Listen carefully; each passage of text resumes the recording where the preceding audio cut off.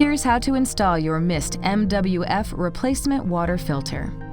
First, open the refrigerator and locate the filter housing in the top right corner of the refrigerator.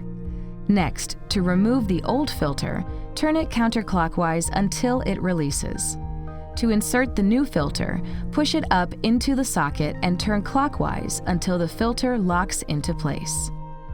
Finally, run 2 gallons of water through the dispenser to flush the new filter before its first use.